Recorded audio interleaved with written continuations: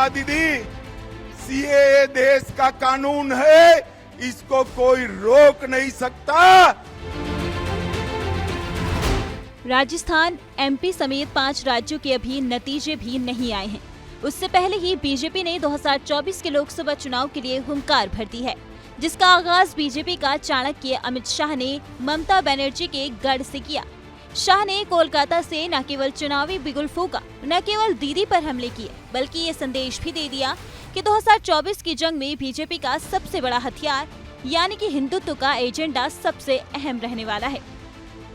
कोलकाता में संबोधन के दौरान शाह ने एक बार फिर नागरिकता संशोधन अधिनियम यानी कि सीएए के जिन्न को सियासी बोतल से बाहर निकाला और एक बड़ा बयान दिया। सुनिए शाह ने क्या कहा।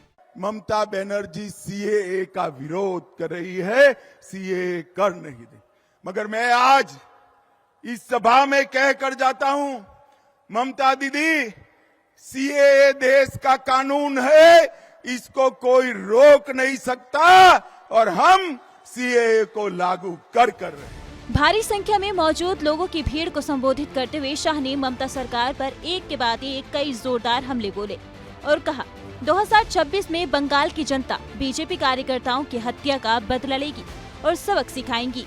दीदी, भाजपा कार्यकर्ताओं की हत्या की है देश भर का और पूरे बंगाल का एक एक कार्यकर्ता इसका बदला लेने के लिए तैयार है। आप मेरी बात याद रखना।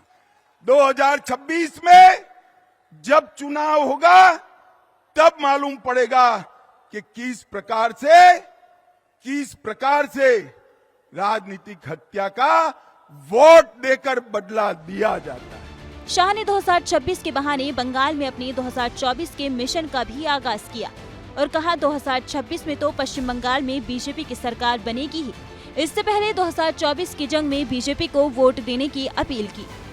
मैं आज आह्वान करने आया हूं, अगर 26 में यहां भाजपा सरकार बनानी है तो इसकी नींव 24 के लोकसभा के चुनाव में डालकर मोदी जी को बंगाल से प्रधानमंत्री बनाना है। बता दें कि कोलकाता के धर्मतल्ला में केंद्रीय गृह मंत्री अमित शाह की इस रैली में भारी भीड़ उमड़ी थी। इस दौरान शाह ने ममता सरकार पर चुन चुन कर हमला बोला और 2024 की जंग के लिए जमीन पर उतर चुकी है और रैली में सीएए को लेकर शाह का दिया बयान आने वाले 2024 के लिए बड़ा मुद्दा साबित होने वाला है।